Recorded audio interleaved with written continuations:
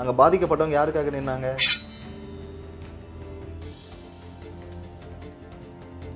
திரு விஜய் அவர்கள் இப்போ பிஜேபியுடைய கைப்பாவையா மாறிட்டாரா?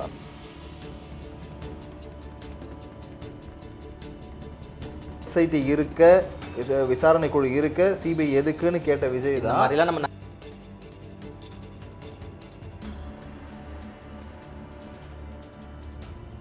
தாமதிக்கப்பட்ட நீதி, மறுக்கப்பட்ட நீதி அப்படின்னு சொல்லுவாங்க. கரூரில் 41 பேர் கூட்ட நெரிசலில் இறந்த வழக்கு ஒரு மிகப்பெரிய சர்ச்சைக்கு அப்புறமா உச்சநீதிமன்றத்தில் சிபிஐக்கு போயிருக்கு. நேற்று தமிழக வெற்றி கழக தலைவர் திரு விஜய் அவர்கள் ஒரு ட்வீட் போட்டிருந்தார், நீதி வெல்லும் அப்படின்னுட்டு. சமூக வலைத்தளங்களில் ஒரு மிகப்பெரிய ஹேஷ்டாக அது பரவிட்டுருக்கு. அதை பற்றி தான் நம்ம இப்போ பார்க்க போகிறோம். வணக்கம், நான் உங்கள் ராபின் சூர்யா. வணக்கம், நான் உங்கள் அனீஷ். அனீஷ், நேற்று நீங்கள் பார்த்தீங்க அப்படின்னா ஒரு கரெக்டாக ஒரு 4லேருந்து 5 மணின்னு நினைக்கிறேன், விஜய் அவர்கள் ஒரு ட்வீட் போட்டிருந்தார், நீதி வெல்லும் அப்படின்னுட்டு. என்ன அப்படின்னா, அந்த 41 பேர் இருந்தாங்க இல்லையா, அந்த வழக்குக்கு இவங்க ஒரு கட்டத்தில் போராடி இங்கே தமிழக அரசு விசாரணை குழுலாம் அமைச்சாங்க. ஆனால் இவங்க என்ன பண்ணியிருக்காங்க அப்படின்னா, எங்களுக்கு வேண்டாம், தமிழக அரசு நியமித்த அந்த குழு மேலே எங்களுக்கு நம்பிக்கை இல்லை, ஸோ உச்சநீதிமன்றத்தை நாங்கள் அணுகிறோம் அப்படின்னு சொல்லிட்டு ஒரு வழக்கு நடந்தது. அந்த வழக்குக்கு சிபிஐ விசாரிக்கலாம் அப்படின்னு கொடுத்துட்டாங்க. ஸோ இதுக்கு தான் விஜய் அவர்கள் நீதி வெல்லும் அப்படின்னு கொடுத்துருந்தார். ஸோ இதே விஜய் அவர்களுடைய நிலைப்பாடு இப்போ எப்படி இருக்குது அப்படின்னு நாம் கொஞ்சம் பின்னாடி எடுத்து பார்த்தோம் அப்படின்னா, அஜித் குமாருடைய கொலை வழக்கு ஞாபகம் இருக்கா? ஆமாம். அந்த கொலை வழக்கில் தமிழக அரசு ஆணையம் அமைக்காமல் சிபிஐ வேணும் அப்படின்னு சொன்னாங்க. ஆமாம். அப்போ திரு விஜய் அவர்கள் ஒரு பதாகையெல்லாம் வச்சுக்கிட்டு இங்கே எஸ்ஐடி இருக்க, விசாரணை குழு அமைக்காமல் எதுக்கு சிபிஐ? சிபிஐ அப்படிங்கிறது பாஜகவுடைய கைப்பாவையாக இருக்குது, ஆர்எஸ்எஸ் உடைய கைப்பாவையாக இருக்குது, போய் பிஜேபி பின்னாடி நீங்கள் ஒளிஞ்சிக்கிறதுக்காக தான் சிபிஐ கேட்குறீங்களா அப்படின்னு ஒரு கோஷம்லாம் போட்டாங்க, ஒரு ப்ரொட்டஸ்ட் பண்ணாங்க, நம்ம பார்த்தோம்.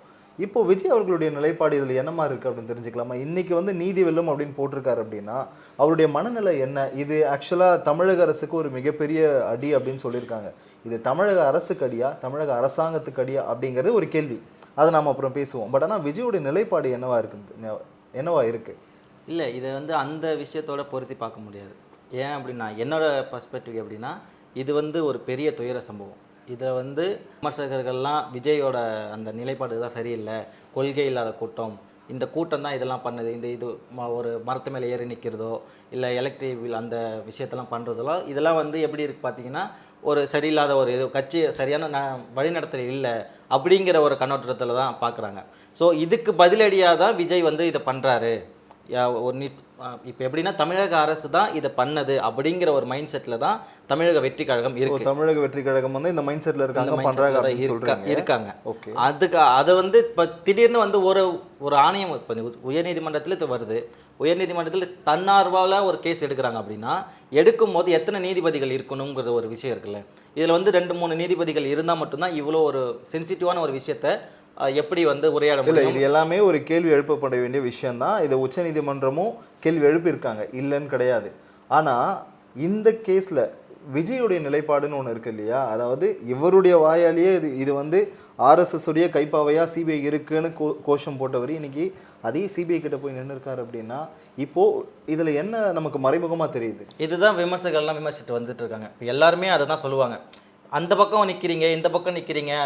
சீமான் சொன்ன மாதிரி தான், நீங்கள் நடுவில் நின்று லாரி அடிச்சுட்டு போகிற மாதிரி இந்த பக்கம் ஒரு ஸ்டாண்டு, இந்த பக்கம் ஒரு ஸ்டாண்டு விஜய் நிற்கிறாருன்னு தான் எல்லாருக்கும் தோணுது.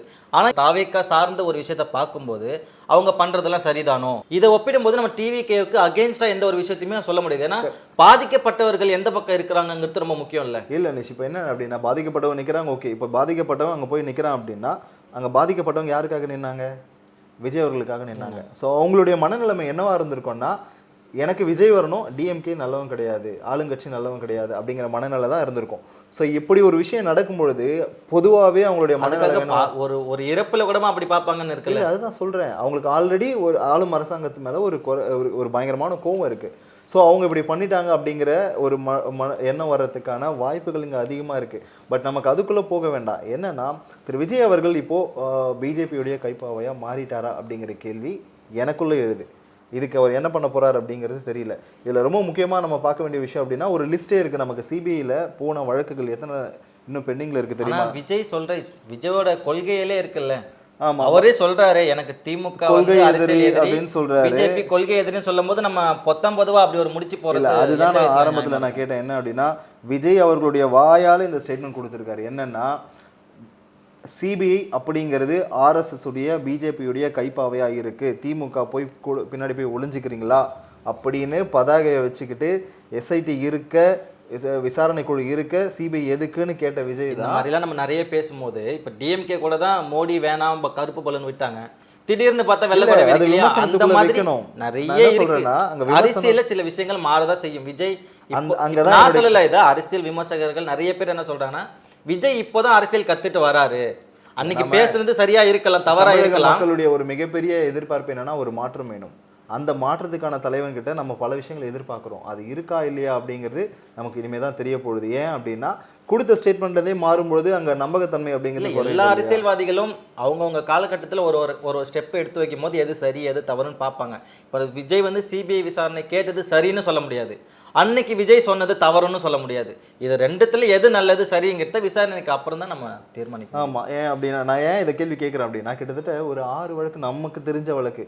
இப்போது முன்னாள் அமைச்சர் விஜயபாஸ்கருடைய குட்கா வழக்கு இருக்குது, சிபிஐக்கு மாற்றினாங்க.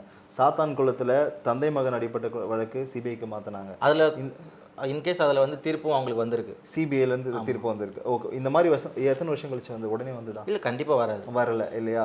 ஸோ இந்த மாதிரி பல வழக்குகள் இங்கே பெண்டிங்கில் இருக்கு. அது அப்படி சொல்ல போனால் இப்போ ரீசெண்டாக வந்து யார் அந்த சாருங்கிற விஷயத்துல எஸ்ஐடி அமைச்சாங்க, இது வரைக்கும் எந்த தீர்ப்பும் வரலையே, யார் அந்த சார்னு கண்டுபிடிக்கலையே, தமிழ்நாடு அரசும் கண்டுபிடிக்கல. அப்படி ஒரு விஷயம் இருக்குல்ல, தமிழ்நாடு அரசு அதே உயர்நீதிமன்றம் தான் அமைச்சாங்க. அது இல்லாமல் அண்ணா நகர் கேஸ், அண்ணா நகர் சிறுமி பாலியல் குற்றத்தில் உச்சநீதிமன்றம் தன்னார்வலாக எடுத்து ஒரு விஷயத்த சொன்னாங்க, இந்த மாதிரி நீங்கள் வந்து ஆணை போட்டு பண்ணுங்க. ஆனால் அதுலேயும் எதுவும் நடக்கலையே. தமிழக அரசு இதுக்கெல்லாம் எதிர்த்து வாதாடுறதை தவிர இங்கே இருக்கிற காவல்துறை வச்சு அது எப்படி கண்டுபிடிக்கணும் அப்படிங்கிற ஒரு விஷயத்த நினைக்கலையோ அப்படின்னு நிறைய விமர்சகர்கள்லாம் சொல்லிட்டு இருக்காங்க. ஸோ அந்த விமர்சனங்களுக்காக தான் சிபிஐ போனாங்க நீங்கள் நினைக்கிறீங்க இல்லையா? இல்லை, அப்படி சொல்ல முடியாது. சிபிஐ போனதுக்கு காரணம் என்னன்னு டிவிகே தான். ஆனால் சிபிஐ விசாரணை டிவிகே கேட்கல. ஃபர்ஸ்ட் டிவிகே வந்து சிபிஐ விசாரணை கேட்கல. உச்சநீதிமன்ற நீதிபதிகள் மத்தியில் எங்க மத்தியில் தப்பு இல்லை, இது வந்து இதுல ஒரு பாலிடிக்ஸ் இருக்கு அப்படின்னு தான் மறைமுகமாவே நமக்கு தெரியுது. அவங்க நீதிமன்றங்கள் விசாரிக்கணும் அப்படின்னாலே மறைமுகமே நமக்கு தெரியுது அவங்க என்ன கேட்க வராங்க அப்படிங்கிறது புரியுது. அது கூட புரியாத அளவுக்கு நம்ம தமிழக மக்கள் இல்லை. பட் ஆனால் எது என்னவோ நமக்கு 41 பேருக்கான அந்த நீதி அப்படிங்கிறது நமக்கு கிடைச்சுதான் கண்டிப்பாக கிடைக்கும். பொறுத்திருந்து பார்க்கலாம் என்ன நடக்க போகுது அப்படின்னுட்டு. நன்றி.